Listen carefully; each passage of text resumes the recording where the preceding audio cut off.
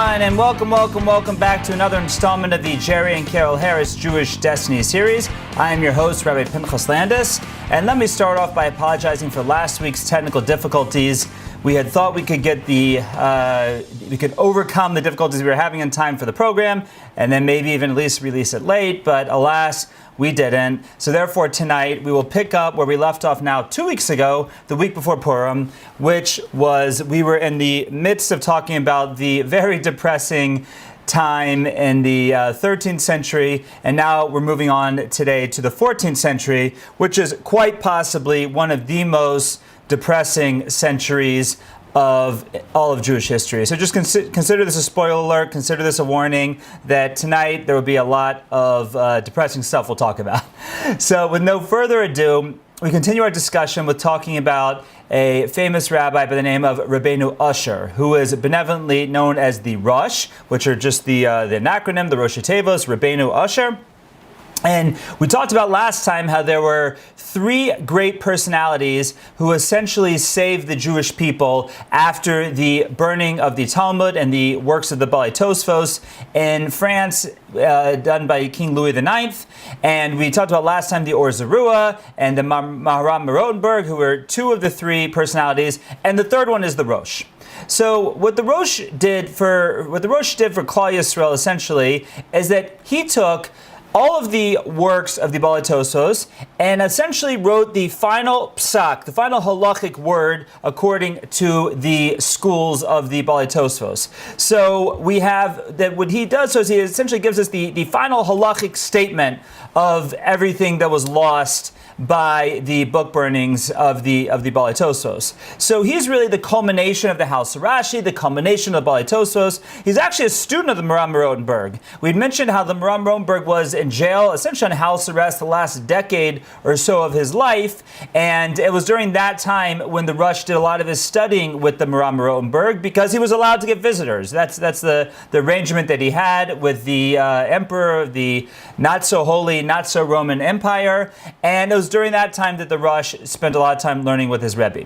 So those three monumental pillars of Ashkenazi Jewry, the Or Zarua, the Maharam Rotenberg, and the Rosh, essentially save Klal Yisrael after this book burning and make it that Ashkenazi Jewry lives on, the Jewish academia within the Ashkenazi world lives on, and they essentially, through their works, rebuild what was lost in that book burning. Now, besides Rabbeinu Usher, besides the Rosh being the, contributing to saving Klal Yisrael, saving the Ashkenazi Jewry at that point, he is also the third leg of the stool, which we'll learn about in the coming weeks, called the Shulchan Aruch, the Code of Jewish Law. Because when Rav Yosef Kairo will eventually write the Shulchan Aruch in the 15th century, he will heavily base his writing, what he'll do is he'll essentially make a virtual Beis Din, a virtual Jewish court, made up of the Rambam, Maimonides, the Rav Yitzchak Alfazi, and Rabbeinu Usher, the Rosh. And those will be the three main halachic positions he will take into consideration when he writes the Code of Jewish Law. And it'll be like any other Beis Din, majority will rule. Where at least two of the opinions agreed on something, that will be what the Rosh will, Yosef Karo will write down as the halach and the Shulchan Aruch. So he makes up the third leg of the codification of Jewish law that will culminate in the writing of the Shulchan Aruch. Now, the Rosh himself is originally from France, Ashkenazi, but as everything terrible is going on in France at this time, he flees France for none other than Spain.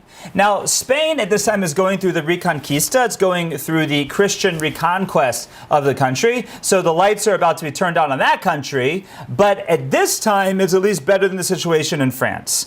And the Jews that come back from Ashkenazi countries into Spain actually come with the Christians. And at first the Christians are so focused on reconquering the area from the Muslims that they initially don't bother the Jews en masse, but we're going to see that that doesn't last long. And as they continue to take over Spain, with that is going to come much anti-Semitism. But at least at this point, when the Rosh migrates from France to Spain, Spain is more hospitable than France to the Jews. And with him comes a number of Jews, comes a number of Ashkenazi Jewry. And they go to the town of Toledo, which was in Spain before it was here in Ohio.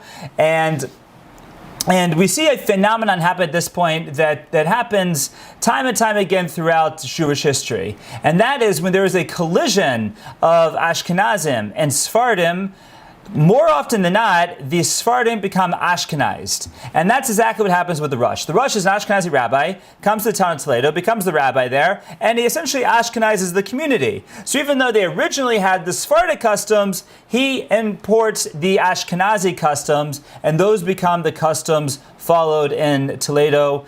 And this happens in a lot of the Spanish communities, because as the Spanish community is starting to dwindle, there's not a lot of Spanish rabbis. With the acceptance of Muslim culture, there was a lot of assimilation of Sephardic Jews in Spain, and therefore the yeshivas weren't producing high-level rabbis. So we see these Ashkenazi rabbis, as they're fleeing France, they take up leadership roles in Spain. But in so doing, they will Ashkenize these Spanish communities, which is often what happens. And we're going to see after the Spanish expulsion in 1492, as we see the Sephardic rabbis go to all parts of the world, in all parts of Europe, we're going to see that many of them do not remain Sephardi per se, but become Ashkenaz. In fact, just a few weeks ago, it was the yahrzeit of the Torah Tamima. And he is actually a descendant of Sephardi Jews, but was known as an Ashkenazi Jew. So that's what quite happens in many places. Now, when the Rosh comes to Spain, there's a great debate that breaks out, for the best of my knowledge, for the first time in Jewish history, but it will for sure not be the last. And that is the debate about Jews studying secular subjects. Now, you have to remember the difference in culture and the cultures that were clashing here. In the Ashkenazi world, there was no desire whatsoever for a Jew to be like a non-Jew. And that's almost always the case until modern times, when you have the collision of Jew and non-Jew in Ashkenazi world. At least we're going to see that in Eastern Europe, that was definitely the case. And not to mention that there is no education per se going on in Western or Eastern Europe at this time. They were still firmly in the Dark Ages. So there was no question about Ashkenazi Jewry being involved in secular studies. It was Torah. Torah was paramount. Torah study was paramount. And that was really the only academic pursuits that were going on in the European countries, in the Eastern European countries, in the Western European countries. That was the only academic pursuit there even was. Now, that was not the case in Spain, because in Spain, where the Jews were part of society and the Muslims were the bastion of education at that point in time, and for sure the study of philosophy and science and math and whatnot, the Jews were a part of that, and they had become very involved in the secular studies of the Arab culture in Spain. Now, when the Rosh got there, he identified and he witnessed in the community that what had happened is that this had come at the price to pay of a lessening of Torah study, which is why he was a rabbi in the first place, because as the Jews were more assimilated and studying secular studies more than Jewish studies and more than Talmudic studies and rabbinical studies, there was just a lack of rabbinic leadership, a lack of Torah scholarship, and the Rosh said this wasn't okay. It wasn't okay to have a community where secular studies were paramount over Jewish studies, over Torah studies. And he got into a great debate. He wanted to outlaw it completely amongst the Jews of Spain. And on the other side of this discussion was a native-born Sephardi rabbi by the name of Rish Shlomo ibn Aderes, who we refer to as the Rashba, also one of the main Rishonim, one of the main medieval commentators on the Talmud. If you're used to your Masada of Cook books, those are the blue books on the tractates of the Talmud. And the Rashba was in favor of the study of secular subjects. He said that it was fine, and that was not the cause of the decline in Torah study in Spain. And the Rosh should just get off his soapbox and leave the topic alone. And they wrote polemics and pamphlets and whatnot back and forth. And in the end, they made somewhat of a compromise that Jewish children and really Jewish scholars would not start studying secular subjects until they were well versed in Torah subjects. And after they were well versed in Torah subjects, maybe at the age of 25 or whatever it was, then they could study secular subjects. But that was what's more interesting here, I believe, is that this was the first time in world history that this debate ever comes up. In Jewish history, this debate comes up, but it for sure won't be the last. This will come up time and time again during the Haskalah, during the quote-unquote Jewish Enlightenment movement, and up until modern times. I mean, you look at, for those of you watching from New York, this is constantly a debate in the legislature in New York and the yeshivas, and it's an ongoing debate that starts, I believe, in Spain in the early 14th century.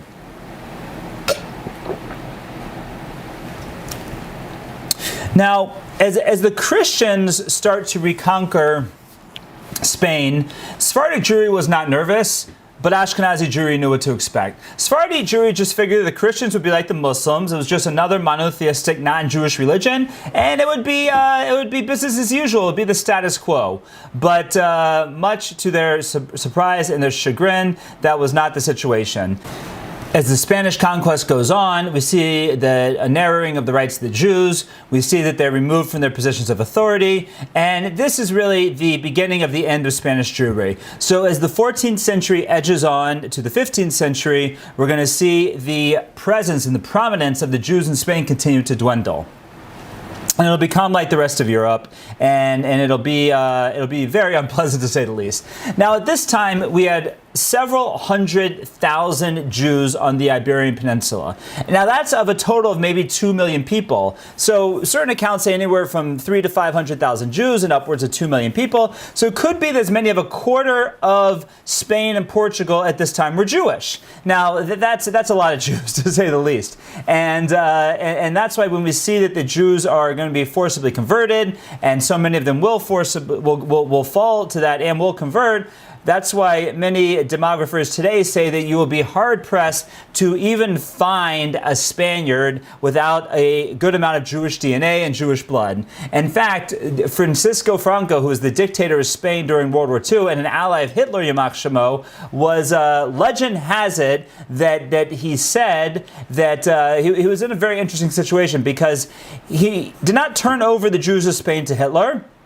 And not only that, but he granted passports to Jews of other countries that were under control of Hitler. And there were upwards of 45,000 Jews who actually immigrated from France, which was controlled by Germany, into Spain and were protected there. So, but on the flip side, he was definitely known for a lot of anti-Semitic rhetoric, and the rhetoric was right in line with the Nazis. So it was like a famous, just a strange situation that on one hand he was protecting Jews, and on the other hand his rhetoric was right there with Hitler. So he's legend has it that he once said that the reason that he didn't turn over Jews to Hitler was because under the Nuremberg laws he might also be considered Jewish because he had so much Jewish blood. Or maybe if the Nuremberg laws went back one more generation, he'd also be considered Jewish. But anyways, this is the climate we see in the 14th century.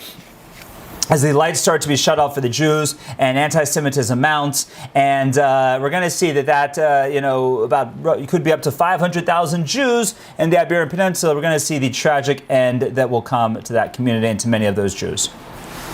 Now, the Rush has a son by the name of Rav Yaakov ben Asher, right? He was Rabbeinu Asher, the Rush, and his son was Yaakov, so he's Rav Yaakov ben Asher.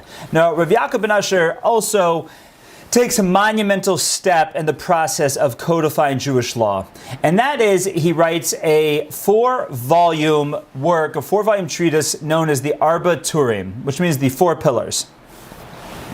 And what he does essentially is he codifies Jewish law in these 4 different categories, which we'll discuss in a moment, and then organizes them in a certain way. And his goal is to bring in all the major opinions. Now, he doesn't always give us a ruling on those major opinions, but his goal was to include and be a treasury, essentially, of all the major opinions on all the major subjects of Jewish law. So, again, some sort of a summary of Jewish law, telling us the opinions of his father, the Rush, the opinion of the Rambam, the opinion of Rav Yitzchak Alfasi, and bringing them all into one work and organizing them and giving them a certain organization. Now, the organization that he gave them was the four pillars. Each of the 4 books had a name. They are known as Orach Chaim, Yeridea, Even Ezer, and Choshen Mishpat. Now, Orach Chaim literally translates as way of life, which discusses daily living as a Jew. What you do essentially from the second you get up in the morning to the second you go to bed, 365 days a year, or 354 on the Jewish calendar, or 383 on a leap year Jewish calendar, what you do every day of your life as a Jew. And it discusses, when you get up in the morning, the blessings you say, talis, tefillin, davening, shachris, mincha, mariv, benching, blessings before and after your food, Shabbos, Yontiv, Kiv, Purim, Pesach, Shavuos, Chanukah, it's all there in the Orach Chaim section. It's the daily living of a Jew. The next section, Yeridea, literally means giving instruction, and this was the section of ritual law as a Jew. It has in it the laws of kashrus, of the laws of shechita, of shechting an animal, of milk and meat, of forbidden mixtures, of salting, all that stuff. It has the laws of ribis, the laws of interest, the prohibition of interest. It has the laws of mikvah, in nida, in family purity. It's the, in general, ritual law, is what we would call it, and that's actually the section that rabbis have to be well versed on to get rabbinic ordination. In fact, most places, most yeshivas, the smicha tests are straight from Yeridea. In other words, the assumption is you know Orach Chaim because you got to live as a Jew, so you should know the Orach Chaim clearly. My yeshiva actually gives tests, my yeshiva in Eretz Yisrael for smicha actually gives tests on Orach Chaim and Yeridea, as some yeshivas do now. But we for sure have to do Yeridea, and we cover different sections of kashrus and family purity. So those are two of the four sections of the Arbiturium. The third is Even HaEzer, the stone of help, it translates as, and this talks about marital law. It's the laws of marriage, of kedushin, the laws of the ksuva, the marriage contract, laws of gittin, of divorce, and everything there in between. It's all marriage law, all the laws pertaining to a married couple is an Even HaEzer.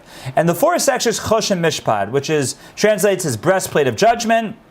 And that has in it all of tort law, all of civil law. So it's the section that Jewish judges, known as dayanim, have to be well versed in to be able to serve in a Jewish court and adjudicate civil issues one Jew into another.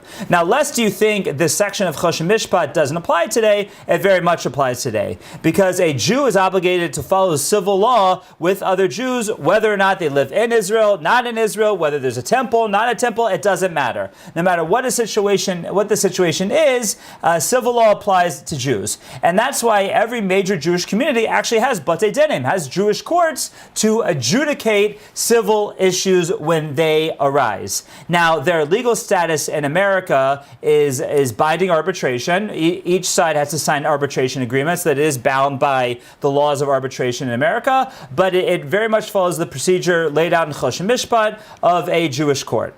So these are the four pillars, and each section is broken up into simanim, into chapters, about, 300 or so, and maybe 400 or so in each book. And with that, we have a large corpus, a large chunk of Jewish law, essentially summarized, collected together. I don't want to belittle by calling it a Cliff Notes, but that's on some level what it kind of is. Cliff Notes of Jewish law, of the different opinions. Now, it's interesting that Rav Yaakov ben Asher in the tour, we call it, even though the full name is the Arbiturium, we call it just the tour. So in the tour, he only included laws that were relevant to the Jewish community in Spain at that time. Now, that means that he does not include any of the laws that pertain to the land of Israel, nor does he include any of the laws that pertain to the temple. So that means that he doesn't include any of the agricultural laws, none of the laws of tithing, none of the laws of the sabbatical year, the Shemitah. None of that is in the Torah, in the Arbiturium. Now, those laws do apply to very much today. As long as Jews are in Israel, as long as a Jew is in Israel, no matter what the sovereignty of the land is, a Jew has to follow the laws of Trumas and Maasros, the tithing laws, and a Jew has to follow the laws of the sabbatical, the Shemitah year. In fact, this year is a sabbatical year in Israel, a Shemitah year. Those apply anytime a Jew is in Israel, no matter what is going on. But I guess Rav Yaakov ben Asher's consideration was at that time there were very, very few Jews in Israel. The Ramban had just come back there, starting to build a community, but very few Jews in Israel. And his goal was to continue to help after the atrocities and the decimation of the European yeshivas at the hands of the French government and the French church. So, they had enough on their plate. Now, he doesn't include temple law, which, again, only applies when there's a temple, but they're not found in the Arbiturium. Now, it's interesting that when Rav Yosef Cairo in the early 1500s will come along to write the Shulchan Aruch, the code of law that is still in use until today, he will use the Arbiturium as his outline, as the format of the Shulchan Aruch. Now, it's interesting that he doesn't use the Rambam. He takes the Ashkenazi rabbi, the Tur, as opposed to the Rambam, which he was Sfardi like him.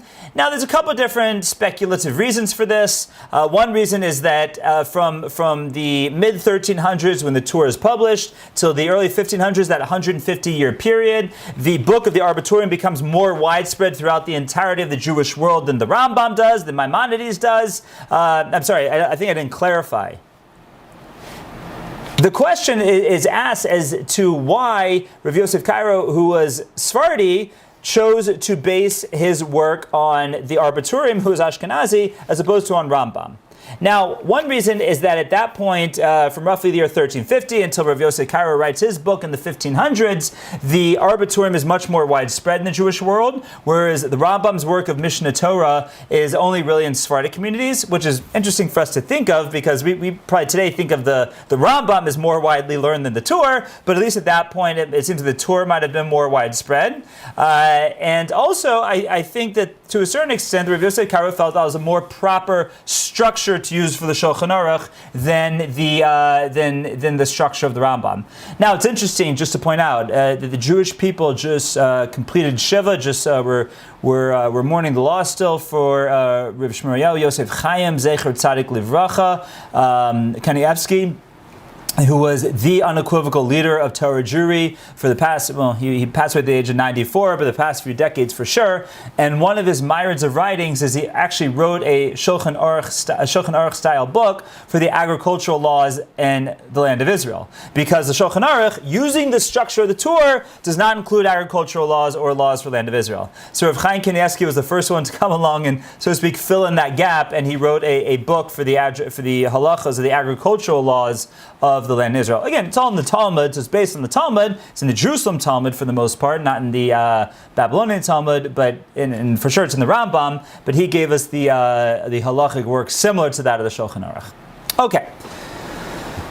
So, a lot of the deterioration of the Spanish Jewish community comes at the fact that this was at the sort of the tail end of the Crusades, or as becoming very clear to the church that the Crusades were not going to be successful. And I don't know if at this point they're up to the 5th Crusade, the 6th Crusade, the 7th Crusade, but it was clear they weren't reconquering Eretz Yisrael, the land of Israel, from the Muslims anytime soon. So therefore, they tried to recoup their loss in the Crusades via something else, and so their wrath became turned on the Jews in their midst, or the heretics in their midst, or the infidel in their midst, which was the Jews. And therefore, all this zeal that they put into the Crusades over the next 150, 200 years will be put into, or really 100, 150 years, will be put into trying to convert the Jews in Spain. Because at this point, there's not a lot of Jews left in France, not a lot of Jews left in England, not a lot of Jews left in Germany.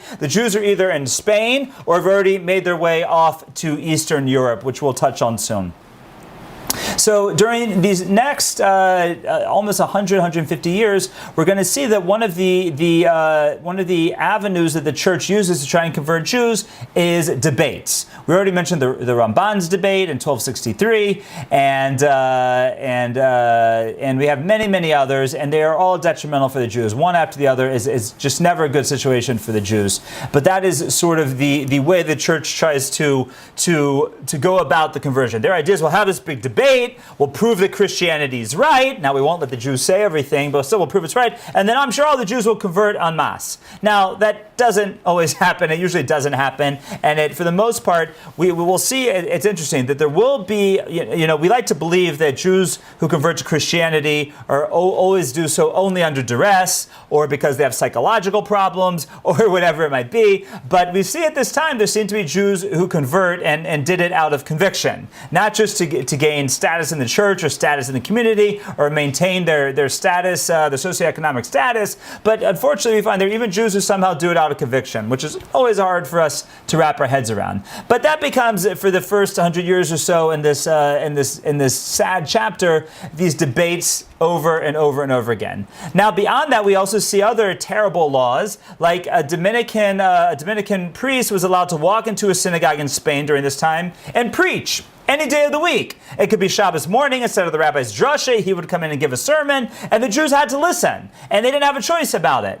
Now, and if that wasn't terrible enough, we see that Jewish orphans at this time could be taken by the church and given to Catholic families without any pause or anyone to stop them. So the pressures just mount and mount and mount during this 14th century, and we see that while there are those Jews who can stand up to the pressure of the time, many can't. And an overwhelming majority of Spanish Jewry will convert to Catholicism. So that's really going to be the chunk of probably 2/3 of Spanish Jewry will end up converting to Christianity out of duress or out of social pressure or whatever it is. Now, many of them, I would say the majority of them, don't do it out of conviction. And not only that, but we have a status that we see come. We talked about this with the Muslims on the beginning of the Muslim conquest of the world. But we see the same thing again. That there are Jews who will convert to Christianity, but they'll only do it outwardly. They'll only pretend to do it essentially and act in the street, so to speak, as if they were Catholics, but in their houses still try to hide the fact that they are Jews. Now, the nice term that we give to these people are crypto-Jews, but there is a pejorative, a very famous pejorative that is used for these Jews called Marranos.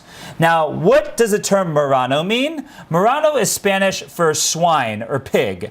Now, as if to say those people are pigs, that they're fooling the church, they're acting as Catholics, and they're really still believing in their Jewish ways and practicing the Jewish ways and hiding inside their house. Total pigs.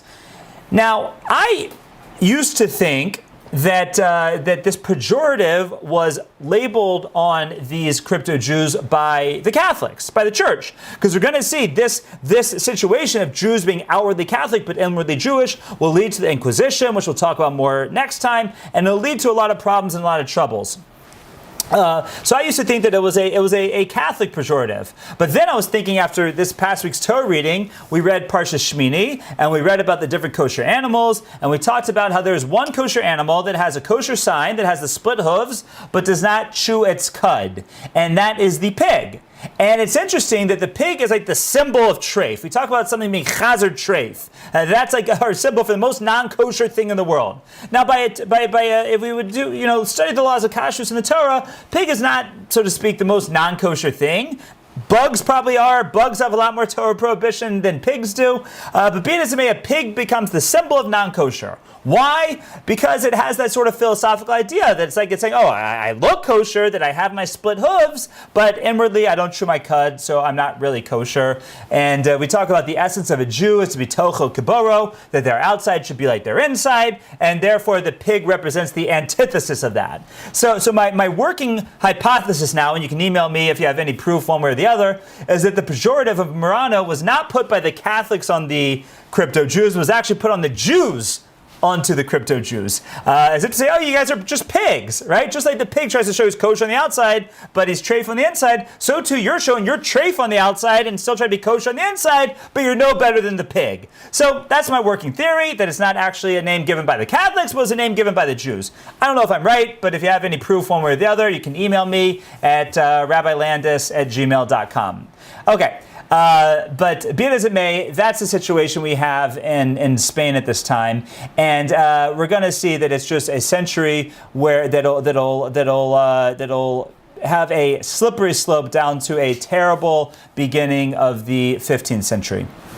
Now, right in the middle of the 14th century, we have probably the most earth-shattering event on the map of world history at this time, and that is in 1346, the Bubonic Plague comes to Europe. Bubonic Plague, known as the Black Death, comes to Europe. It affects all of Eurasia, North Africa, and it peaks in Europe during these years of 1347 through 1351, and it won't go away for a long time. There's going to be at least epidemic outbreaks of the bubonic plague until modern times, but at this point it seems to be a complete pandemic, or at least for sure in Europe and Africa and Asia, and it takes away anywhere from, now again, we're dealing with a time period where where censuses and demographic studies are not done with the scrutiny of today. But according to scholars, the numbers are anywhere from 75 million to 200 million people will succumb to the Black Death, to the bubonic plague in these 4 years.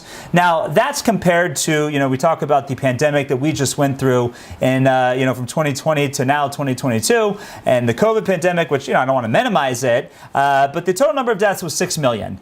And many of those were elderly, and many of those were people who had pre-existing health conditions. This was 75 to 200 million that hit indiscriminately throughout Europe. And it was just a terrible, terrible time period that just is a true watershed moment in many ways for the whole world, as we'll discuss. Now, just an interesting difference is we think about how COVID was worse in the winter than in the summer because people are indoors or whatever it is. The bubonic plague, for some reason, was the opposite. It abated during the winter and was stronger during the summer. It's also interesting with what's going on in the world today with the war in the Ukraine going on is that the first definitive case recorded in Europe actually happened in the Ukraine. It happened in the Crimea, and it is believed to have been brought over to the Crimea from Asia on boats that the plague came on. Now, how did it travel on the boats? It was actually on the fleas that were on the rats that were on the boats. And when the merchant boats came over, those rats came off, those fleas bit people and put the bubonic plague into human beings. So unlike Corona, where the working assumption is someone ate a bat and then it went into human beings, here the fleas from the rats bit people, and the bubonic plague went into human beings. Now, when it went into humans, it became a airborne affliction, similar to Corona. It was transferred just by people communicating, by speaking. It traveled through the air, it traveled through human waste, it traveled through any means of transference that it could find. Now, in this time in antiquity, there was not any sort of intense medical study or epidemiology. There was no CDC. There was no WHO. None of that existed. So there was very hard to give a scientific explanation for what was going on. So the reasons that were given were more philosophical. And the popular reason in uneducated Christian Europe at this time was that it was God's wrath. That's why the plague was happening. Now, why was God mad at the Christians of Europe? Why did he send such a plague? There were several different options, several different ideas.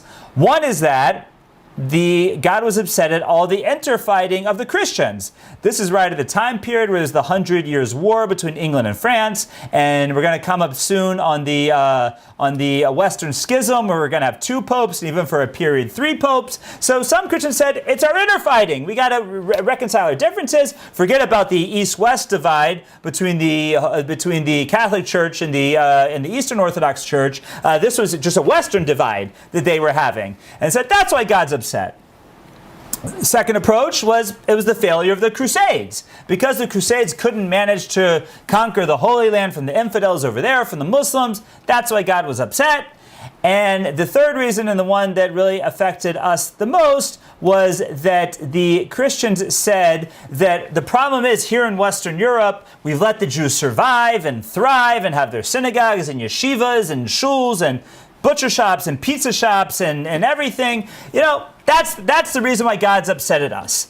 And unfortunately, that last reason gains a lot of traction because it was just about the only one that the peasant in the street could do anything about. They couldn't do anything to reconcile all the Christian interfighting. They for sure couldn't convince the Muslims to give up Israel. So the wrath of the peasants in the street turns against the Jews. Even though, by the way, the Pope or the popes regularly put out statements, put out bulls saying that we're not blaming the Jews, don't persecute the Jews for this. That didn't trickle down to the people in the street. And the people in the street started to go on a mission to convert, exile, kill the Jews. And we're going to see that whatever is left of Jewry in Western Europe and France, Germany, and England at this time period is going to be almost completely eradicated by the end of the end of the 14th century, but really in these few years when the bubonic plague is wreaking havoc on Europe. Now, the Jews died too from the bubonic plague, right? But the Christians claim, but the Jews didn't die as much. The Jews died only half as much as the Christians. Whether that's true or not, we have no way of knowing for sure. But we can speculate that if it is true, the reason for it would be that in general, halacha, Jewish law, governs that we have a certain amount of sanitation in our lives. And this goes back to Moses on Har Sinai giving the laws to the Jews and passed down from generation to generation, written down in the Talmud, and at this point being codified in all these codifications of Jewish law we're talking about. Because you open up, for example, we just mentioned the Torah, the daily living section, and right at the beginning it's all about getting up in the morning, washing your hands, going to the bathroom, how you can't pray if there is waste nearby, if you smell it, if you see it, you have to distance yourself from it. We get into you have to bathe for Shabbos, we get into going to the mikvah. So as Jews we have a certain amount of sanitation. Now this was a time in the Middle Ages where people would go their whole lives without washing their hands, taking a bath, any of this stuff, and for sure didn't distance themselves from sewage. The sewage ran through the streets in non-Jewish communities. But for a Jew, we couldn't do that. Not only that, but we have an obligation to bury the dead. Not only do we have an obligation to bury the dead, we have an obligation to bury the dead right away. Ideally, and this is how they do it for the most part in Israel, that a Jew is supposed to be buried the same day they pass away, by the time, by nightfall, so to speak. And that's why in Jerusalem, even today, they do funerals at night to follow that custom. In America, we can't get the local cemeteries to go along with us, and quite often we can't get them to even do it the same day, so we have to push it off to the next day. But it really should be pushed off more than one day by Jewish law, or you should never push off more than is absolutely necessary. If possible to bury the same day, we bury the same day. If not, we minimize it as much as humanly possible. And I just want to throw in, by the way, waiting for loved ones is not an excuse. Quite often you hear that someone has to come in for the funeral and therefore we have to delay the funeral. You're doing more damage to the dead at that point by delaying the funeral than you think you're showing respect for the dead. You're actually being, it's quite detrimental for the dead. But, we'll get into that maybe in our Kabbalah 101 class. But be it as it may, the Jews were very stringent about burying their dead, whereas the non-Jews this time would just make piles of dead in the street because that's the only way they could deal with them. So if it's true that the Jews died less frequently than non-Jews, we can identify the reason for that as more sanitation in the Jewish community. Now, how did these anti-Semites think that the Jews caused the bubonic plague? They said, well, they came with a poison powder, and they poisoned the wells of the community, and that's how they caused the plague to run rampant in the communities. So what do? They made it illegal for Jews to go to the wells. And the plague didn't abate. So they said, oh, well, it's not done through poison. They're actually cursing the wells. And by cursing the wells, they're making the water poison and causing the plague. So they wouldn't let Jews go anywhere near any wells and whatever. This was just an excuse for, in many ways, an excuse for anti-Semitism. And we see that it just led to terrible, terrible pogroms. We have tens of thousands of Jews who were murdered during the bubonic plague. So we have Jews dying for the bubonic plague and Jews dying through the pogroms. It is a terrible time to be a Jew, and that's right smack in the middle of this terrible 14th century. There's a great chapter in Barbara Tuchman's The Distant Mirror where it talks in depth about what it was like, and it's a terrible time to read about. But eventually, in 1351, things come down with the plague. At that point, there have been over 350 incidents of anti-Jewish pogroms, 60 major, 150 minor, and we had communities that just been completely wiped out. Sorry, those numbers didn't add up. That was 350 incidents. There were 60 in major Jewish communities and 150 in minor Jewish communities, and those communities were basically exterminated. And so therefore, if Jews weren't done with Western Europe yet, the bubonic plague, the Black Death, is the final sof pasuk of Jews in Western Europe at this time. It accelerates the migration of Jews to Eastern Europe. Interestingly enough, Poland was almost untouched by the bubonic plague. And that's where Jews start running to, or that's where Jews had started to run to after they'd been kicked out of Western Europe. But just interesting to think about. But in a macro sense, this also bankrupted the church completely, because here religion was supposed to be the answer for everything, and there were no religious answers to this plague. And it's really going to spark the eventual Renaissance movement that will happen in the recovery of the bubonic plague. Okay. So as the 14th century drags on, we see really the clear writing on the wall for Spanish Jewry, and we can look at an event in 1367 where there was a king by the name of Peter of Castile, also known as Pedro the Cruel. Pedro, Peter, same name. And he actually had a favorable disposition towards the Jews. He's often called Peter the Apostate because he was nice to the Jews. So the Jews think that maybe things will start to get better for them in Spain as they had been declining over the decades of the 14th century. However, he is overthrown and murdered by his illegitimate half-brother Henry II. And when Henry is victorious, Peter is beheaded. And this will just pave the way for the anti-Semites to run rampant in Spain. So we'll see that things will continue to spiral out of control until 1378. There's the Archdeacon of Spain by the name of Ferdinand Martinez, and he begins just a movement of anti-Semitism. He begins delivering fiery sermons. He's demanding that the Jews either convert or be expelled from Spain or be killed. And by roughly 13 years of him preaching like this, it will spawn a wave of pogroms and massacres and forced conversions in 1391. So when we talk about the year 1391, we often see that identifies the end of Spanish Jewry. Now you might say, one second, the Alhambra decree, the expulsion of the Jews, didn't happen until 1492. So yes, it's going to be 101 years of terrible time for the Jews, but a lot of Spanish Jewry is going to be wiped out really in 1391. So what's ever left in 1492 is going to be much smaller than would have been there had it not been 100 years of persecution that starts here on June 6, 1391, when we have our first major massacre in the town of Seville, where 4,000 Jews are massacred, and upwards of by all the pogroms in that year, it's upwards of at least at that time, about 10,000 Jews are killed, 50,000 are going to be subject to conversion,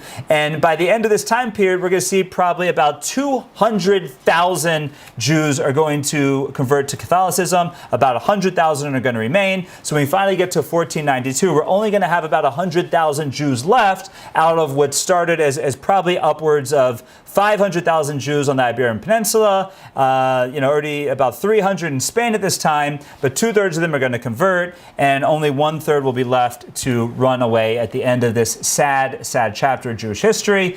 So God willing, next week we will talk about the Inquisition and the expulsion of Spanish Jewry and what happens in the wake of all of this terrible, terrible, terrible times that we've been discussing. I look forward to brighter times to discuss with you, and I look forward to being with you next week. Have a wonderful week.